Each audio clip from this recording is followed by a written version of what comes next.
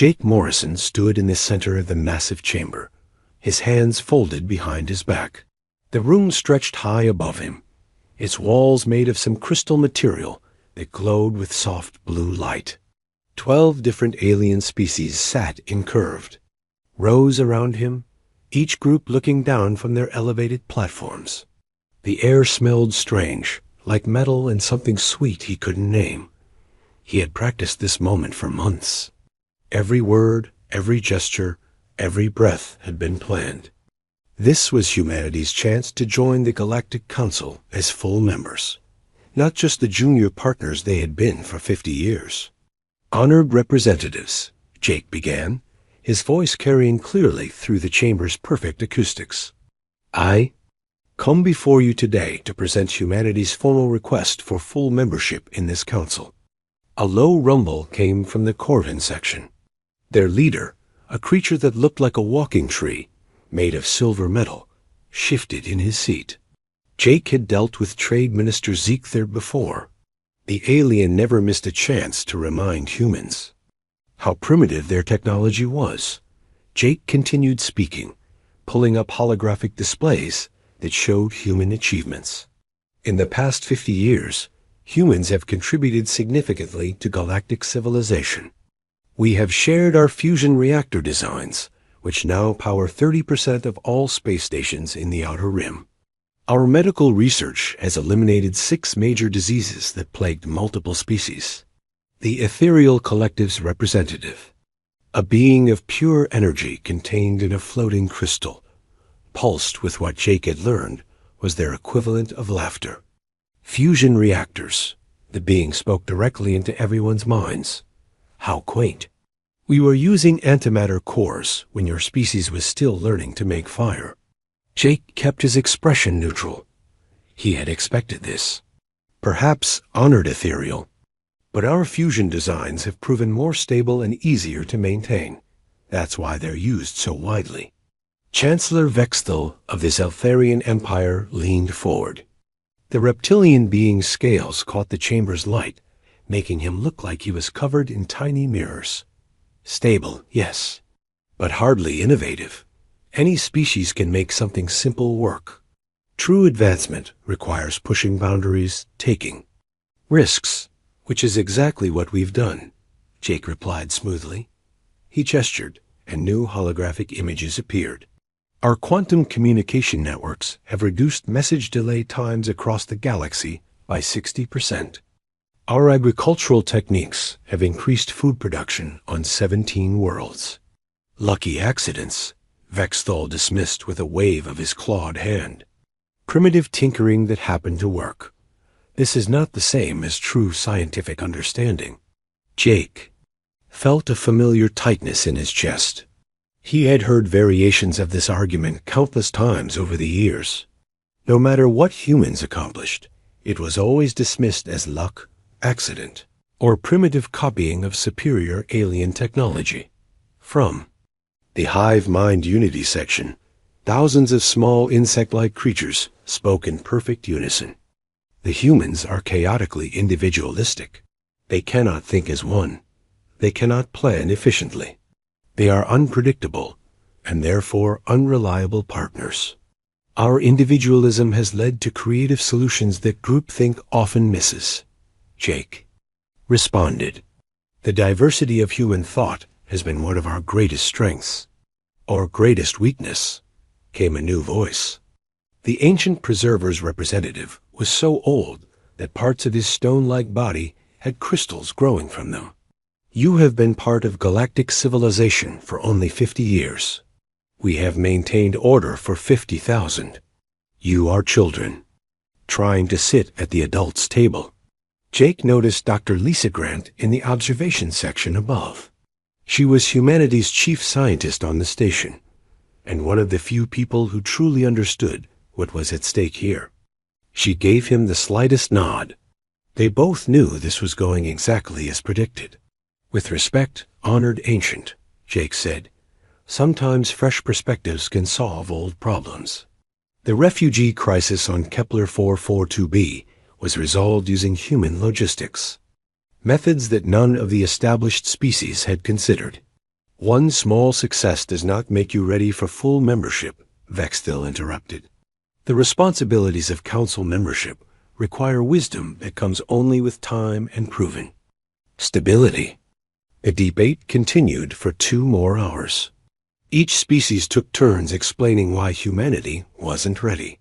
The Aquatic Confederation said humans were too aggressive. The Gaseous Collective claimed humans were too solid-minded to understand their perspective. The Machine Symbiosis argued that humans were too biological to make logical decisions. Jake answered each criticism with examples of human achievements, human cooperation, human growth. But he could see it was pointless. The decision had been made before he ever entered the chamber. Finally, Chancellor Vexthil called for the formal vote. All those in favor of granting humanity full membership in the Galactic Council? Silence filled the chamber. All those in favor of maintaining humanity's current probationary status for another 100 years? Every species raised their voting symbols.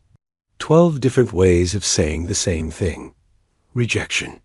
The vote is unanimous, Vexthil announced. Humanity will remain under probationary status. This session is concluded. Jake stood perfectly still for a moment, letting the weight of the decision settle over him. 50 years of human effort, dismissed in a single vote. 50 years of contributions, treated as if they meant nothing.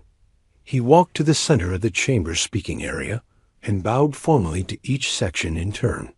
I thank the honored council for their time and consideration. Humanity accepts your decision and appreciates the opportunity to present our case. As he turned to leave, Jake paused. The words he spoke next were quiet, almost casual, the kind of statement that might be easily forgotten in the aftermath of such a momentous decision. We understand your position completely. Then he walked out of the chamber, his footsteps echoing. In the sudden quiet, Dr. Grant met him in the corridor outside. She was a small woman with graying hair and sharp eyes that missed nothing. She had been on Arcturus Station for 15 years, building relationships with alien scientists and studying their technologies.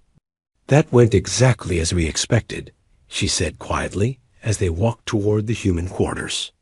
Every single objection, Jake agreed. Primitive, lucky, unreliable, chaotic, children. He shook his head. 50 years, and they still see us the way. Same way they did when we first made contact. Perhaps that's for the best, Lisa said, glancing around to make sure they weren't overheard. If they truly understood what we're capable of, they might not have been so quick to dismiss us. They reached the secure communication room in the human diplomatic section. Jake sat down at the quantum transmitter and began encoding a message. The encryption was purely human-designed, something the aliens had never shown interest in learning. Message to all human colonies and stations, he dictated. Authorization code, Prometheus 7. The Council has spoken. Implementation of Protocol Exodus is approved. Begin Phase 1 immediately. Lisa worked at another console, sending her own messages to human scientists throughout the galaxy. Her communications used academic channels that the aliens monitored, but never paid close attention to. Just routine research coordination, as far as anyone watching would know. How long do you think we have before they realize? She asked. Jake finished his transmission and leaned back in his chair. Years, probably. They're so convinced of their own superiority that they won't notice what's happening until it's too late. And if they do notice early, then we accelerate. The timeline.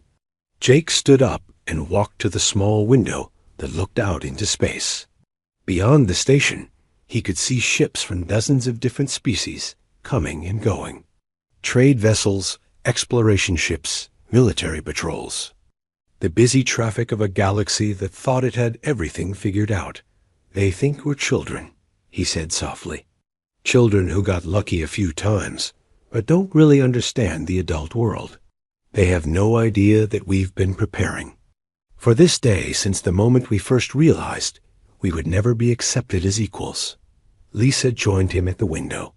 The hardest part will be keeping quiet about it. No dramatic speeches, no angry departures. Just ... Fade away. That's exactly what makes it work, Jake replied. They expect humans to be emotional and unpredictable. The last thing they'll expect is for us to simply disappear without making a fuss about it. The message confirmations began coming in from across the galaxy. Human colonies acknowledging the order. Human scientists beginning to close down there. Research projects. Human traders starting to wind down their operations. It had begun. Captain Roy Patterson stood on the observation deck of Mars Station Beta, watching the last transport ship disappear into the darkness of space. The red planet stretched out below him, its surface dotted with human settlements that had been home to 3 million people just 6 months ago. Now those settlements looked empty from orbit, but Roy knew better. Everything valuable had been quietly removed. Every piece of advanced technology, every research file, every prototype weapon system. To any casual observer, it looked like the humans were simply upgrading their facilities. Sir, the Corvin inspection. Team is requesting permission to dock. Lieutenant Sam Hayes reported from behind him. Roy turned away from the window. Grant them permission. Make sure they see exactly what we want them to see. The Corvin trade delegation had been sniffing around human operations for months, ever since rumors started that humans were scaling back their mining operations. Trade Minister Ziegler was suspicious by nature, but he was also greedy. If humans were abandoning profitable ventures, he wanted to know why. Roy walked down to the docking bay to meet the aliens personally. It was important to seem cooperative and normal. The Corvin shuttle was larger than necessary, a show of wealth and power that Roy had grown used to over the years. Ziegler emerged first, his metallic body gleaming under the station's lights. Behind him came 3 smaller Corvins carrying scanning equipment. They always brought scanners, as if humans might be hiding something valuable. Captain Patterson. Ziegler's voice had a ringing quality, like metal being struck.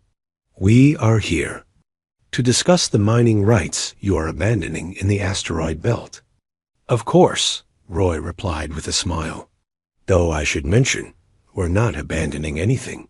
We're simply consolidating operations for greater efficiency. It was technically true. They were consolidating everything into transport ships that would carry it all far away from this galaxy. But Ziegler didn't need to know that. They toured the station's mining control center, where human technicians showed the Corvin's outdated equipment and simplified mining schedules. The real control systems had been quietly moved months ago. What the aliens saw was functional but primitive, exactly what they expected from human technology. Your yields have dropped significantly, one of the junior Corvins observed, studying the false data they were being shown. Market fluctuations, Roy explained easily. We're focusing on quality over quantity now. Better to extract premium ores slowly and flood the market with inferior materials. Ziegler's mechanical eyes whirred as they focused on Roy. This is very different from human behavior we have observed before. Usually, your species prioritizes speed and volume. Roy kept his expression neutral. The alien was smart and suspicious, but he was also arrogant, which made him predictable. We're learning from our mistakes. Sometimes the old ways aren't the best ways. After the inspection, Roy watched the Corvin shuttle depart. They had seen nothing suspicious, but they also hadn't seen the truth. Hidden in the station's lower levels, massive transport containers waited to be loaded onto the next outbound freighter. Everything that made Mars Station Beta valuable to humanity was slowly being moved away. 3,000 light-years away, engineer Kate Sullivan was performing a similar dance on Europa Station. The ice moon of Jupiter had become humanity's center for quantum communication research, and Kate's job was to dismantle it all without anyone noticing. The ethereal collective had representatives on the station, beings of pure energy who claimed to understand quantum mechanics better than any physical species. They floated through the research labs like glowing ghosts, observing human work with what Kate had learned to recognize as condescension. The quantum entanglement chambers seem less active lately. One of the ethereals communicated directly. Into Kate's mind, the sensation always made her skin crawl. "We're running efficiency tests," Kate replied out loud. She had learned that speaking aloud sometimes confused the ethereals, who preferred mental communication. Trying to reduce power consumption while maintaining signal strength. It was partially true. They were testing efficiency, but not for the reasons she claimed. Every piece of quantum communication equipment was being carefully studied and copied before being packed away. The humans were leaving nothing behind that could be reverse-engineered. Kate led the ethereal to a laboratory where her team was supposedly working on improvements to the quantum transceivers. In reality, they were installing deliberate flaws in the equipment they were leaving behind.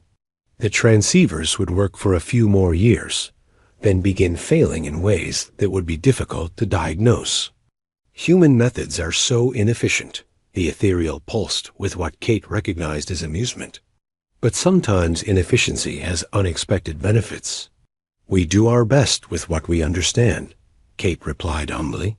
The alien had no idea that human quantum technology was actually decades ahead of what the galaxy used. They had been careful to share only their older, simpler designs. Dr. Alan Price faced the most complex challenge of all. Terra Nova was humanity's largest colony world outside of Earth, home to 30,000 humans and the center of agricultural research that fed dozens of other worlds. Making 30,000 people disappear without anyone noticing required. Careful planning and perfect timing. Alan stood in his office, looking out at the vast grain fields that stretched to the horizon. Automated harvesters moved through the crops, but there were fewer of them than there had been a month ago. The reduction was subtle, explained as routine maintenance and upgrades. Dr. Price, the Aquatic Confederation, is requesting an update. On the kelp farming project, his assistant, Nancy Bell, informed him from the doorway. "Tell them we're seeing promising results, but we need another season to gather complete data," Alan replied. The kelp project was real, but the results had been compiled months ago. They were stalling for time while the last human families prepared to leave. The evacuation was happening in stages. Families were leaving for extended visits to relatives, or educational opportunities on other worlds, or temporary work assignments. Each departure looked normal by itself, but together they represented a massive population shift. Alan's biggest challenge was the non-human observers on Terra Nova. The planet hosted research teams from 6 different species, all studying human agricultural methods. They lived in their own compounds, but they paid attention to human activities. The solution was to replace the departing humans with temporary workers from other human colonies. The alien observers saw humans coming and going, which was normal. They didn't realize that the humans leaving never came back, while the ones arriving were only staying long enough to maintain the illusion of normal activity. Commander Helen Ward was handling an even more delicate situation. As the human military liaison to the galactic peacekeeping force, she had access to classified information about ongoing conflicts throughout the galaxy. Her job was to extract human military advisors from alien conflicts without raising suspicions. Helen sat in her office on Peacekeeping Station Alpha, reviewing deployment reports. Officially, she was rotating human personnel for routine rest and retraining. In reality, she was pulling every human military advisor out of active service. The timing was perfect. The galaxy was relatively peaceful, with only minor conflicts that didn't require major intervention. The human advisors could be withdrawn without immediately affecting ongoing operations. Commander, the Zeltharian Defense Minister is asking about the recall of Lieutenant Commander Tony Green. Her aide reported. Tell him that Green is attending advanced strategic planning courses on Earth, Helen replied. He'll be available. FOR reassignment in 6 months. 6 months would be far too late. By then, every human in military service would be light years away from this galaxy. The most difficult part was maintaining normal communications while an evacuation proceeded. Dr. Grant had returned to Earth to coordinate the scientific withdrawal, but she maintained regular contact with her colleagues throughout the galaxy. Her messages appeared routine to any alien monitoring system. Updates on research projects, requests for equipment, personnel transfers for career development. Hidden in the academic language and scientific jargon were the real messages: evacuation schedules, pickup coordinates, and security protocols. The aliens saw what they expected to see. Humans being humans, inefficient and disorganized, but generally harmless. They had no reason to look deeper or question the patterns they were observing. On Earth, President Jack Tyler met with his cabinet in a secure room deep beneath the Capitol building. The meeting was officially about trade negotiations with the Corvan Empire. In reality, they were finalizing humanity's departure from known space. All evacuation ships are in position, reported Admiral Ben Cooper via secure transmission. We can begin final phase operations on your order. How long until we're completely clear? Tyler asked. 72 hours from the start signal. Every human installation, every piece of technology, every research project will be removed or destroyed. Tyler nodded slowly. 50 years of human presence in galactic civilization erased in 3 days. And our destination? The Void region is ready to receive us. Our advanced scouts have identified suitable systems, and the construction fleets are already building infrastructure. Admiral Ben Cooper stood on the bridge of the colony ship New Horizon, watching the countdown timer on his main display. 72 hours had become 72 minutes, then 72 seconds. Now it showed zeros across the board. All stations. Report ready, Admiral, reported his communications officer, Lieutenant Karen Stone. Ben took a deep breath. 3 years of planning had led to this moment. Across the galaxy, every human settlement, every human ship, every human citizen was ready to leave. They had practiced this moment countless times in secret simulations. Send the signal, Ben ordered quietly. The message that went out was simple. The eagle has left the nest. Within minutes, responses began coming back from across known space.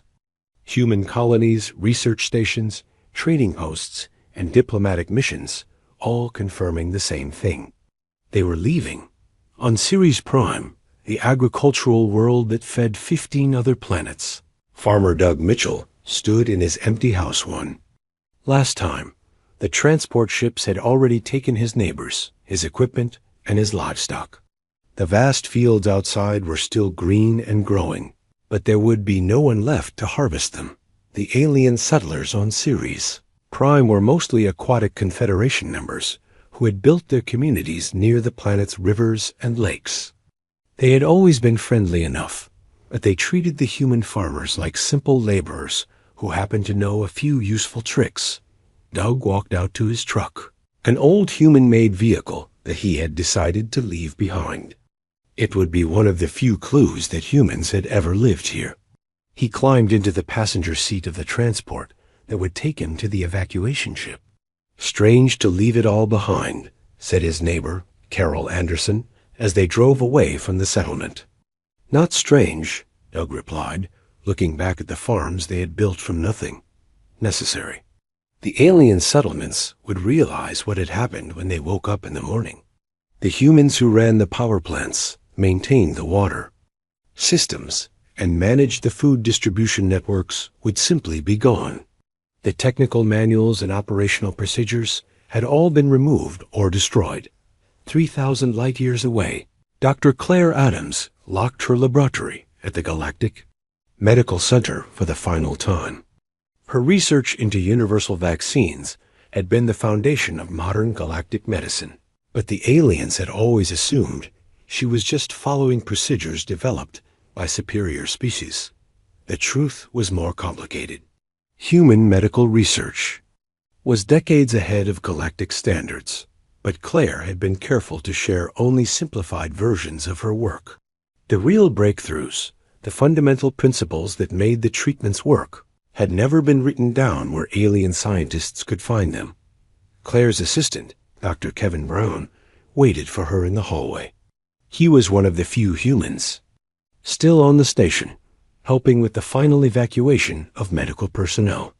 The ethereal collective sent another message, Kevin reported.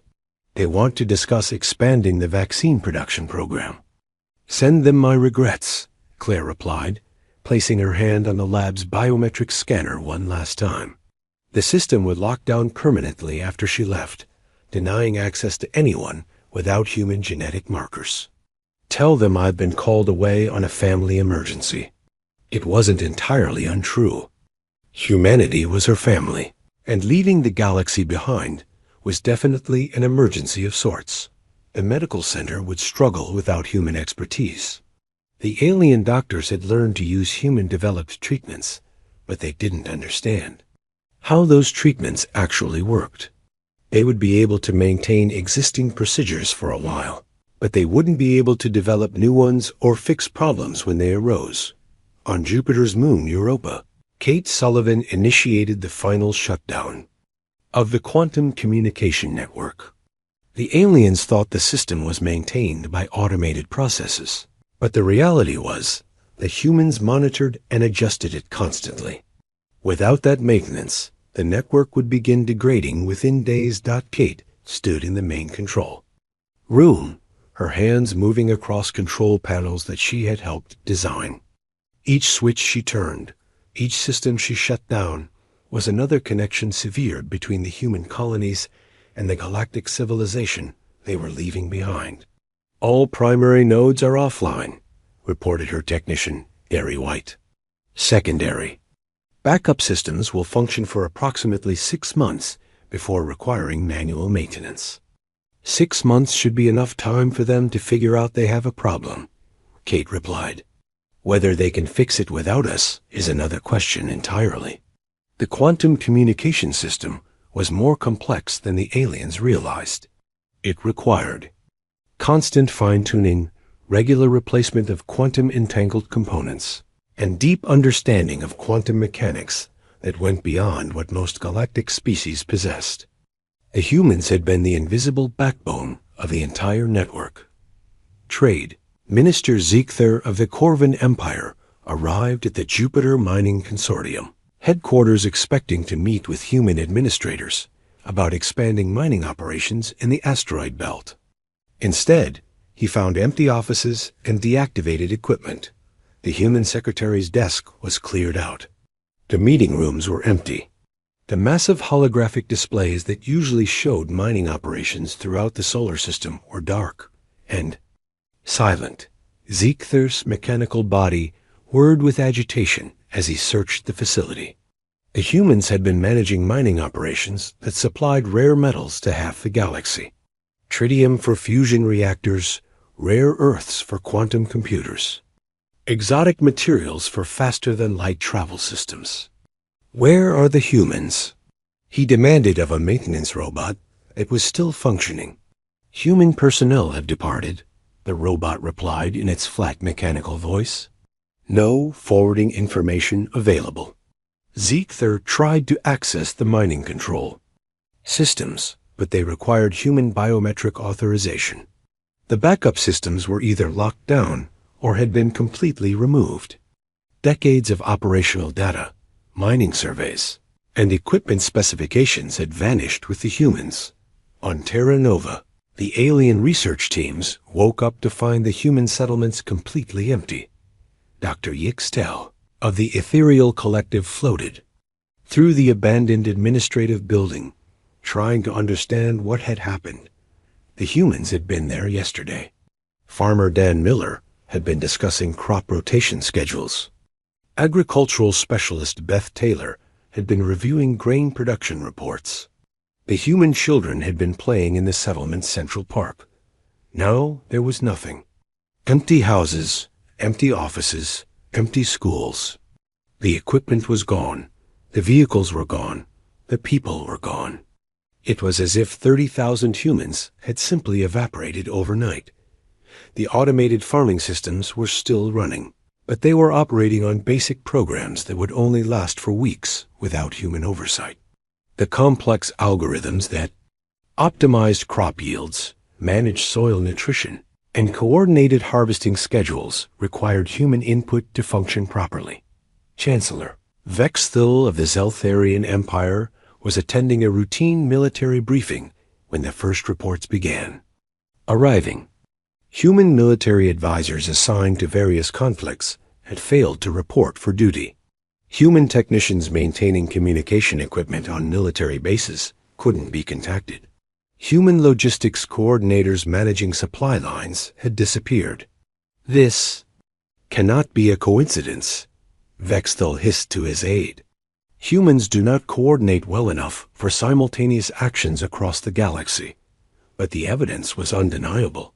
From the core worlds to the outer rim, every human presence had vanished within the same 72-hour period.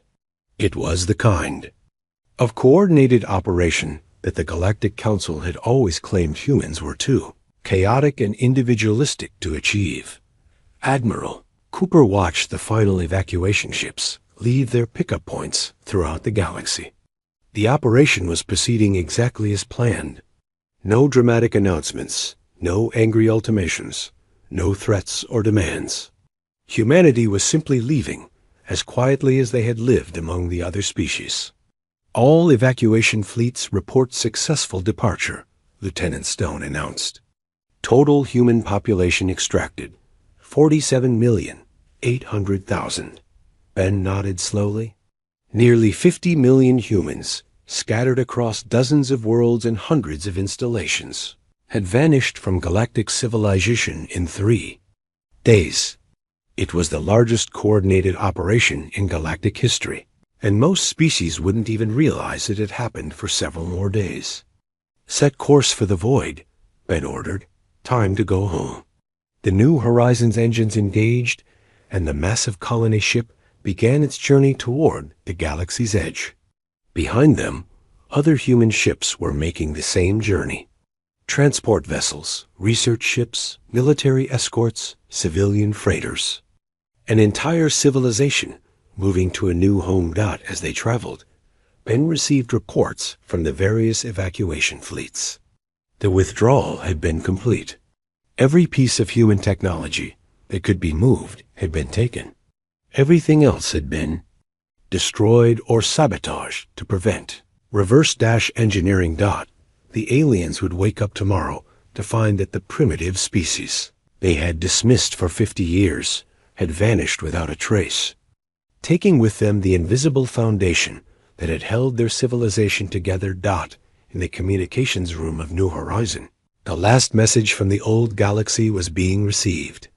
It was from Commander Pete Johnson, who had volunteered to remain behind at a remote monitoring station to observe the aftermath of humanity's departure. Chancellor Vexthil stood in the emergency session chamber, his scales dark with anger and confusion. It had been 1 year since the humans disappeared, and the galaxy was falling apart. What had started as minor inconveniences had grown into major disasters. The situation reports, he demanded from his aide. The young Zeltharian officer read from his datapad with a trembling voice. Food production on 17 worlds has dropped by 60%. The automated farming systems are failing without human maintenance. 3 major trade routes have become unusable due to navigation system failures. And the Secthari Empire has begun their invasion of the Outer Rim. Vexthil's claws scraped against his chair. The Secthari had been threatening war for decades, but they had never acted because the galactic defense systems were too strong. Now, with communication networks failing and supply lines collapsing, they saw their chance. What about our military response to the Secthari invasion? Vexthal asked. That is the problem, Chancellor. Our forces cannot coordinate properly.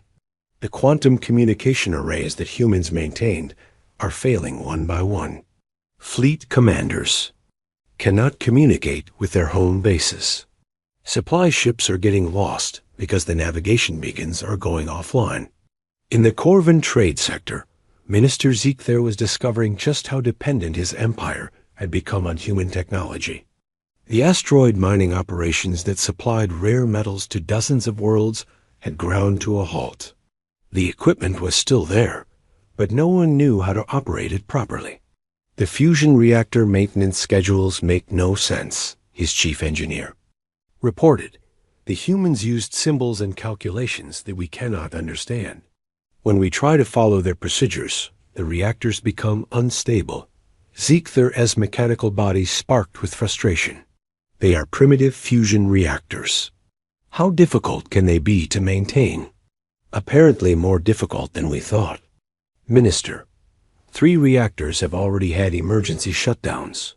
2 space stations have lost power completely.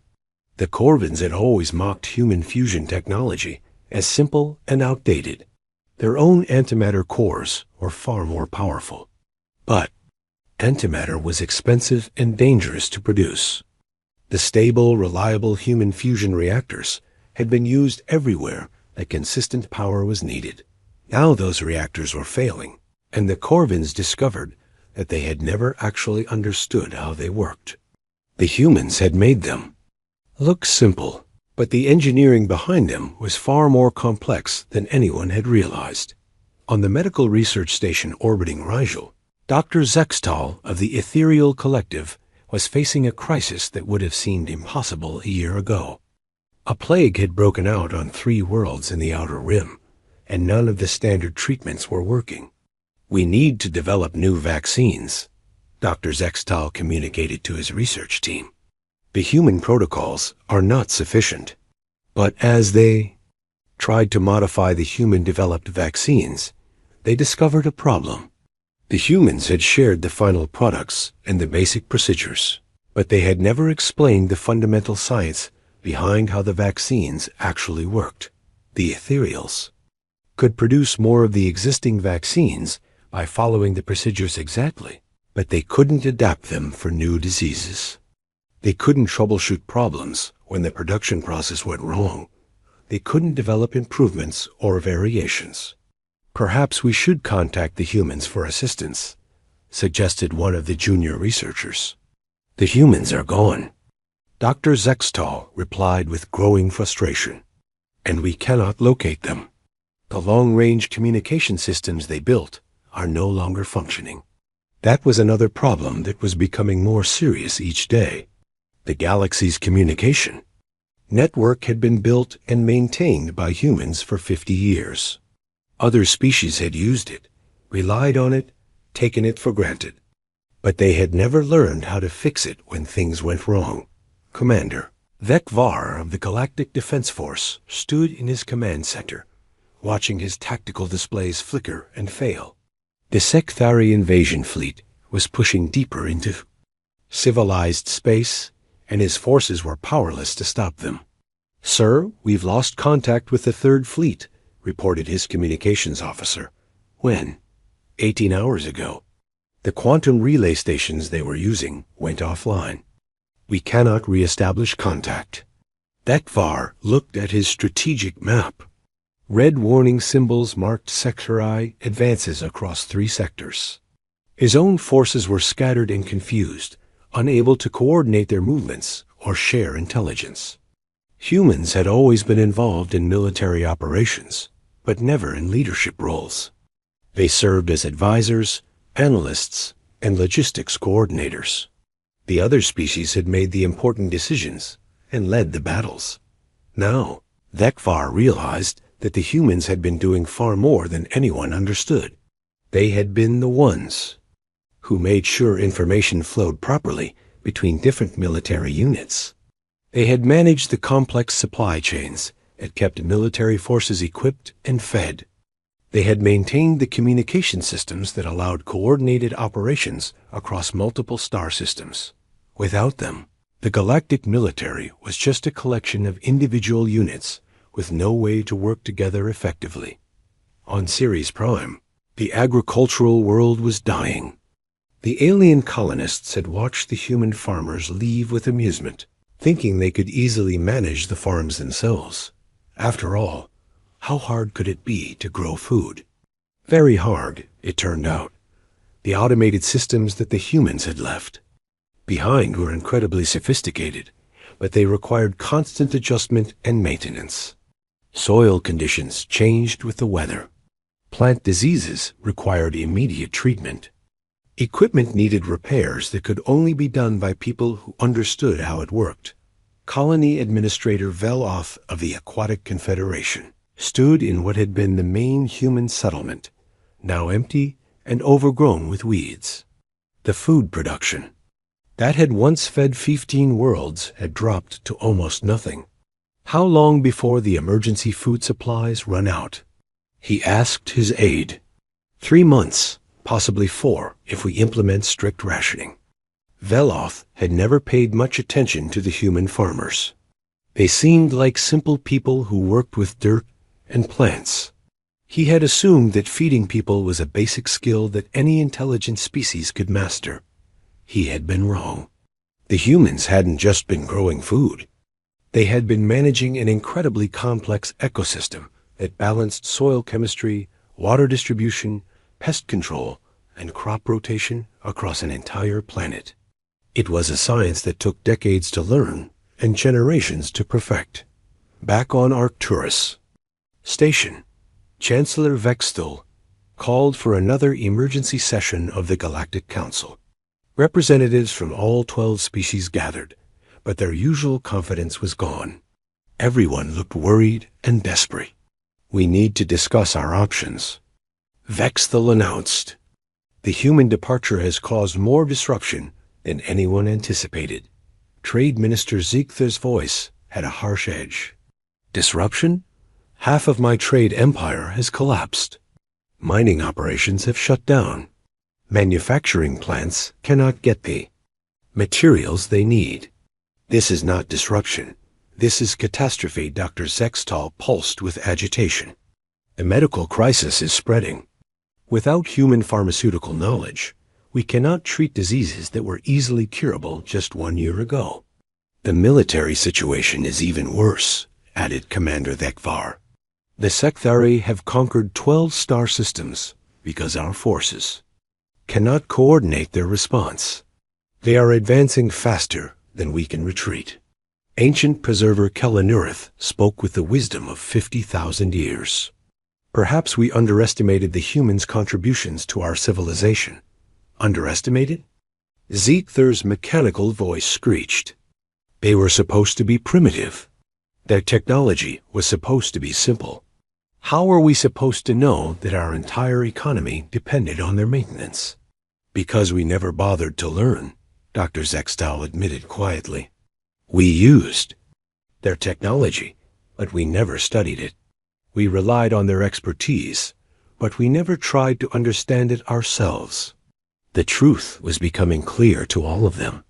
For 50 years, humanity had been quietly maintaining the invisible infrastructure that held galactic civilization together.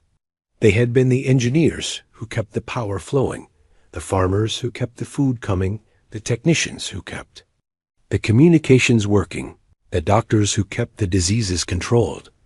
The other species had seen them as junior partners, primitive newcomers who were lucky to be included in galactic society. In reality, they had been the foundation that everything else was built on. We need to contact them, Vexthal decided. Offer them full membership, whatever they want. We need them to come back. How? Asked Commander Thekvar. The communication systems they built are failing. We have no way to reach them. That was when they realized the full scope of their problem. The humans hadn't just left. They had taken with them the knowledge and technology needed to find them again. The galaxy was left with systems they didn't understand, problems they couldn't solve, and no way to contact the people who could help them. Commander Pete Johnson sat in his remote monitoring station, listening to the desperate communications coming from the old galaxy. He was the only human left behind, hidden in a research outpost that the aliens had forgotten existed. His job was to observe and report back to the human fleet. For a year, he had watched the galaxy slowly collapse, as one system after another failed without human maintenance. President Jack Tyler stood on the observation deck of New Eden Station, looking out at the thriving civilization humanity had built in just 4 years. Ships moved between orbital platforms and asteroid mining facilities. Transport vessels carried goods between the dozen worlds that humans now called home. Everything was clean, efficient, and peaceful. The latest reports from the old galaxy, sir, his aide, Captain Lisa Adams, handed him a data pad. Jack read through the summary with grim satisfaction. The Secthari Empire now controlled half of known space. Trade routes had collapsed entirely. Famine was spreading across agricultural worlds that could no longer feed themselves. Medical facilities were closing because they couldn't treat basic diseases without human expertise. Any word from Pete Johnson? Jack asked. He transmitted his weekly report yesterday. The Galactic Council has sent 17 more messages requesting negotiations. Chancellor Vexthul is offering full membership, equal voting rights, and territorial concessions. Jack handed the datapad back without comment. 4 years too late for offers like that. Humanity had found something much better than membership in a failing galactic civilization. Dr. Lisa Grant walked through the research complex on Science Station Alpha, marveling at what they had accomplished, without the need to hide their capabilities or share their discoveries with species who dismissed them as primitive. Human science had advanced faster than ever before. The new fusion designs are ready for testing, reported Dr. Kevin Braun, her former assistant, who is now leading his own research team. These should be 3 times more efficient than anything we shared with the galaxy. Excellent. What about the medical research? We've solved the cellular regeneration problem. Life extension treatments are ready for human trials. And the Disease Immunity Project has produced vaccines that work against biological agents we've never even encountered. Lisa smiled. All of this had been possible while they lived among the aliens, but they had kept it secret. Sharing advanced technology with species who called them primitive had seemed pointless. Now they could develop their full potential without worrying about alien judgment or interference. On the agricultural world of New Terra, farmer Doug Mitchell supervised the harvest of crops that produced twice the yield of anything grown in the old galaxy. The farming techniques developed here were revolutionary, but they built on knowledge that humans had possessed for decades. How are the new settlements doing? Asked his neighbor, Carol Anderson, as they watched automated harvesters gather grain that would feed millions. Better than expected. We've got 15 agricultural worlds producing food now, and 3 more being terraformed. We could probably feed the entire old galaxy if we wanted to, which they didn't. The species that had dismissed human farming as simple dirt work were now facing starvation because they couldn't manage basic crop production without human guidance. Admiral Ben Cooper reviewed the military reports in his office aboard the flagship New Horizon. 4 years of peace had allowed humanity to build a defense force that was decades ahead of anything in the old galaxy. Our scout ships report that the Secthari have reached the core worlds, reported Commander Helen Ward. They're meeting almost. No resistance. The Galactic Defense Forces can't coordinate well enough to mount an effective campaign. Ben nodded thoughtfully. The Secthari had always been aggressive, but they had been held in check by superior galactic military organization. Without human logistics and communication expertise, that organization had collapsed completely. Any signs that they're looking? For us? Ben asked. None, sir. They probably don't even know we exist anymore. As far as the galaxy is concerned, humans just vanished, which was exactly what humanity had intended. Let the aliens think they had simply given up and gone home to Earth. The truth was that humanity had moved beyond their old galaxy entirely, establishing a civilization in what other species had considered empty space, the void, as aliens called. It turned out to be rich with resources and perfectly habitable worlds. The energy fields and gravitational anomalies that other species feared were actually beneficial to human technology. Space that seemed dangerous and impossible to navigate was actually easier for humans to traverse than the crowded shipping lanes of the old. Galaxy. Engineer Kate Sullivan worked in her laboratory on Engineering Station Beta, developing faster than light travel systems that didn't rely on the jump gate networks that other species used. Human ships could now travel anywhere in their new territory without depending on fixed infrastructure. The new drive systems are ready for deployment, she reported to Admiral Cooper during their weekly conference. We can reach any of our worlds within days, and we're completely independent of external navigation systems. It was another technology that humans had been developing in secret while living among the aliens. The jump gate networks that connected the old galaxy were complex and expensive to maintain.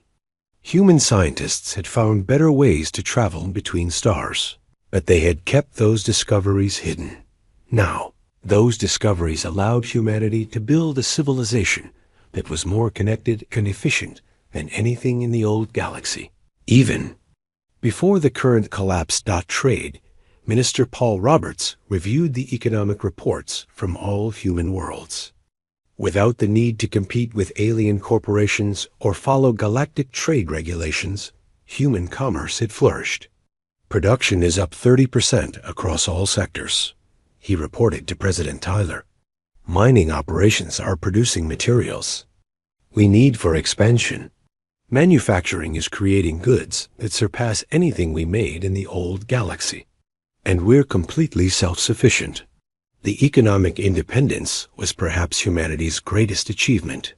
For 50 years, they had been junior partners in galactic trade, selling raw materials and buying finished goods from more advanced species.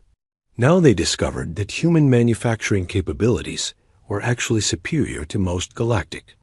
Production. Dr. Alan Price stood in the main laboratory of Medical Research Station Gamma, surrounded by breakthrough discoveries that would have seemed impossible just a few years ago.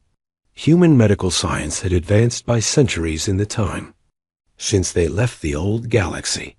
The life extension treatments are showing remarkable results, he reported to Dr. Grant during their monthly research review. Human lifespan could be extended to several centuries with no negative side effects, and we've developed cures for every major disease that affects human physiology. It was medical knowledge that could have helped billions of beings in the old galaxy. But those beings had never appreciated human medical contributions, dismissing them as lucky accidents or primitive copying of superior alien techniques. Now, that knowledge would benefit only humanity, while the old galaxy struggled with medical crises they couldn't solve. Communications Officer Nancy Bell sat in the monitoring station that tracked transmissions from the old galaxy. The messages coming through were increasingly desperate.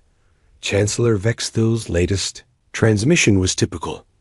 To the human leadership, wherever you may be, the Galactic Council formally apologizes for our previous decisions regarding human membership. We offer full recognition, equal status, and shared governance of galactic affairs. Please respond. Nancy filed the message with all the others. Hundreds of similar transmissions had been received over the past 4 years. Offers of membership, apologies for past treatment, desperate pleas for assistance. All of them went unanswered. The final message in the day's batch was different. It came from Commander Pete Johnson, still maintaining his lonely watch at the edge of the old galaxy. New Eden Station. This is Observatory Post 7. The Sectari Empire has reached Arcturus Station. Chancellor Vexthul and the Galactic Council have evacuated to the Outer Rim. Galactic civilization as we knew it is effectively ended. Recommend terminating observation mission and returning to New Eden. There's nothing left here worth watching. Nancy forwarded the message to President Tyler and Admiral Cooper. The decision would be made quickly. Pete Johnson had volunteered to stay behind and observe the consequences of humanity's departure. His mission was complete. President Tyler called a meeting of the Human Council to discuss Pete's final report. The leadership of humanity's new civilization gathered in the council chamber on New Eden Station. The old galaxy is finished, Tyler announced. The question now is whether we have any obligations to assist. We offered to help for 50 years, Admiral Cooper pointed out. They consistently rejected our contributions and dismissed our capabilities. Now they want our help when it's too late to matter. Dr. Grant spoke thoughtfully. From a scientific perspective, we could easily solve their problems. Our technology is now advanced enough to restore their civilization within a few years. But should we? Asked Trade Minister Roberts. They made it clear that they didn't value our partnership when they thought they didn't need us. The debate continued for hours, but the conclusion was inevitable. Humanity had moved beyond the old galaxy. They had built something better, something that belonged entirely to them. Going back would mean returning to a position of servitude to species that had never respected them. Send a final message to the old galaxy, Tyler decided. Make it clear that humanity has moved on. We're not coming back.